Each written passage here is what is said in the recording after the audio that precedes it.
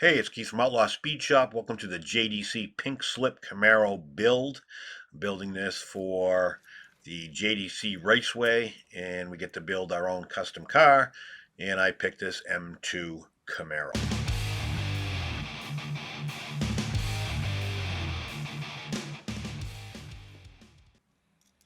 So yeah, I'm starting with this. I'd call it the '80s paint scheme M2 Camaro. It's a pretty cool casting.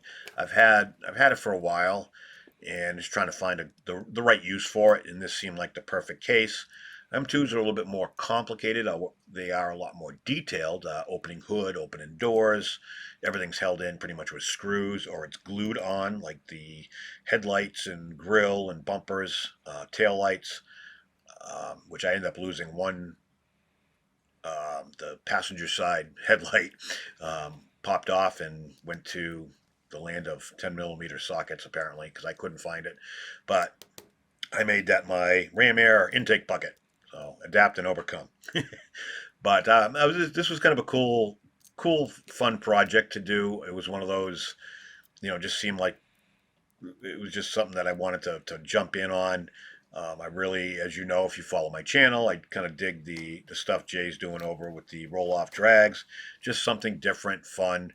It breaks up the monotony of the normal builds, and gives me a chance to do something kind of cool and possibly help him grow his channel and be part of that. So that's always uh, really enjoyable on my end. You can see me playing around with that hood. I don't end up using it at all. And at one point, I end up putting. You saw the 4 holes there when I popped the intake off, or the scoop, and I end up trying to fill that in with regular super glue, and it actually works really well. Instead of trying to use putty, I used the glue from the backside or the bottom, and then just sanded the front. But I never ended up using it anyways. That was more of an experiment. I'm kind of playing around with some different wheels and tire combos of, if you know me and you watch my videos, that's kind of my big thing, is trying to figure out the right stance of what I'm after. This, I kind of wanted to keep somewhat of that look where it wasn't like slammed on the ground. Um, but I wanted, you know, different. I wanted wider tires in the back than what it had, and so on and so forth. And these are held on with a bracket, at least in the back. And I'm gonna end up the Hot Wheels that I picked, the Rail Riders, are just a little bit. The axle is too long, but there isn't a lot of room to put an axle tube. So I'm actually cutting the axle to where it needs to be, and then I'm using these pliers to crimp the end. These are pliers for like barbed wire fence or something. Um, it also works as a great meat tenderizer, but that helps tremendously with getting the axles to the right width. So I'm going to go off on a little bit of a tangent. You can kind of watch, see what I'm doing. There's nothing extravagant with what I'm doing here, just details and paint. Um, a lot of times, like I think I have 17,000 subscribers, which isn't that in the land of YouTube. That's really not all that much, and by all means, it's not enough to. I might be able to buy a couple cups of coffee a month off the monetary gain, but regardless, new people start off all the time, which is great. That was my mission, was twofold when I started this channel. One was to spread how cool this hobby is, and two, to help people that a lot of times are like veterans that have PTSD, or people that have just a lot of stress. These kind of things, and diecast cars and this hobby in general, is a great stress reliever, and it's a way to forget life for a little while. But at the same time, other people get motivated too to start their own channels. So, and this has been addressed before by other channels, and I'm just going to give my 8 minute take on this, or 4 minute take, whatever's left of this video. And you know, I can give, I'll go into depth, but I'm going to give you two strong pieces of advice that I've learned if you're going to start a channel and try to grow it. Uh, One is to participate within the diecast community, and the second is don't be a dick. That's really it. There's subsets of each one of those two, but it all boils down to those two. And if you don't participate and you're not communicating with other people in the community, then you're going to have a hard time. And if you do communicate with everybody and you act like a jerk, then it doesn't matter what you do, it's not going to matter. Nobody's got time for that. So, you know, a lot of times people will, I get messages all the time. Sometimes it's just comments on a video. Hey, you want to do a build off? If I know who you are and I've talked with you or communicated with you or messaged you or anything, that's great. I don't care. But if I've never heard of you, if you're brand new, you got, 30, 10 videos, and I don't know who you are and you've never posted anything anywhere, no. The answer is going to be no. And I'm not trying to be a jerk about it. It's just that's not how it works. You gotta put in the work, and putting in the work, it's do videos. If your whole thing is to be on YouTube and do videos, then do videos. Accept the fact that the first 10 you do are probably going to suck. It's just how it works, and the quicker you get those 10 videos done and out of the way, the better.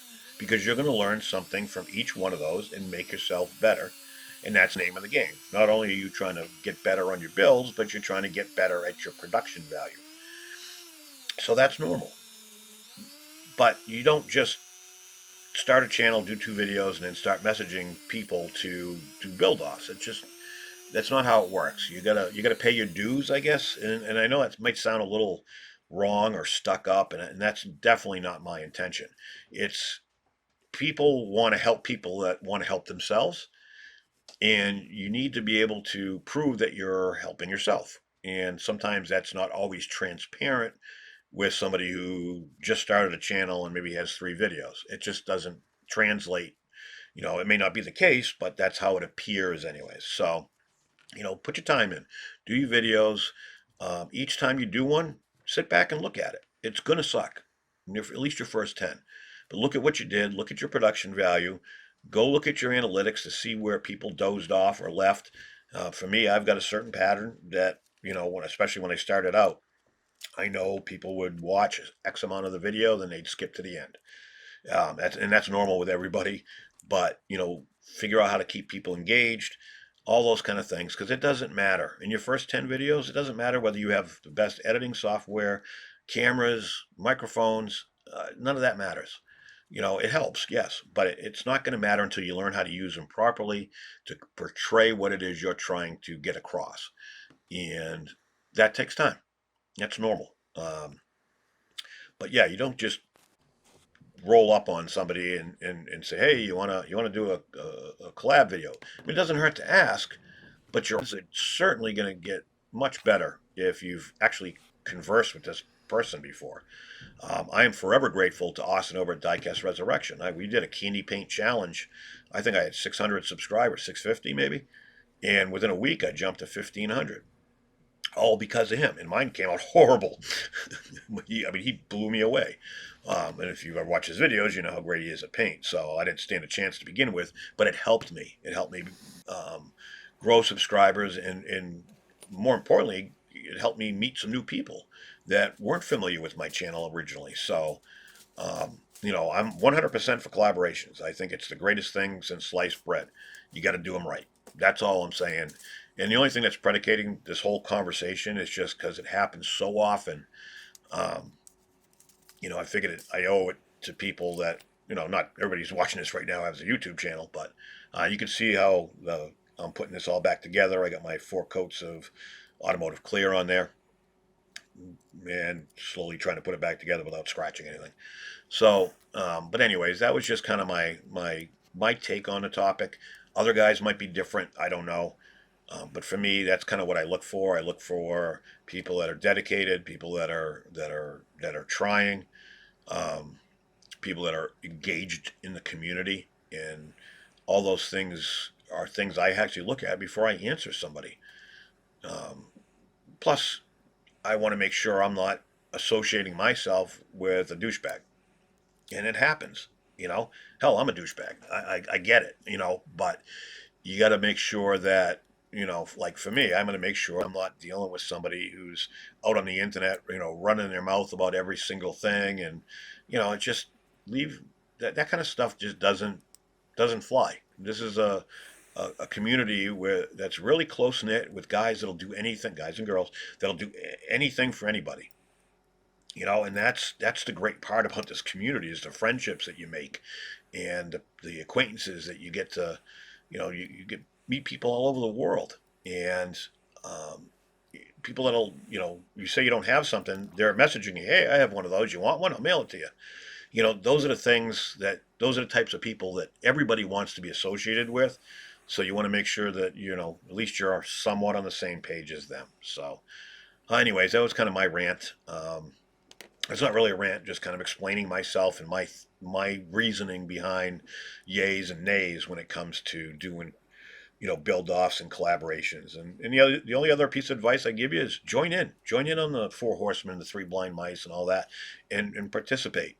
That's a good way to kind of join a collaboration without being in with one individual person. You're actually with the group, so it would be better. So, um, anyways, that's my take on it. As you see, I'm putting this all back together, um, just slowly, methodically. You can see the roll cage I did there. That was on it. I painted it and everything. It looks great. I cut it all off because the rear wheels ended up hitting it, the back part of the interior. So I had to sacrifice either the wheel width or the rear half of my interior. So the interior it was. Here is the finished product after seeing the 80s wild paint job that they had put on there, which is kind of cool from a retro standpoint. You can see my one missing passenger headlight slash ram air intake, and really happy with the clear. I've never put a bad coat of clear on it since I switched to this stuff about 2 years ago. So stoked about that. I'm looking forward to seeing this on the track. I'm looking for ideas for future builds. I want to do some mix match stuff. If you got an idea for me, let me know in the comments down below. I really dig doing cars. Take this car and match it up with this car and mash them together and see what you come up with. That's the kind of shit that I really, really, really enjoy. So if you get some ideas on that, let me know in the comments down below. Thanks for watching, and I will catch you on the next one.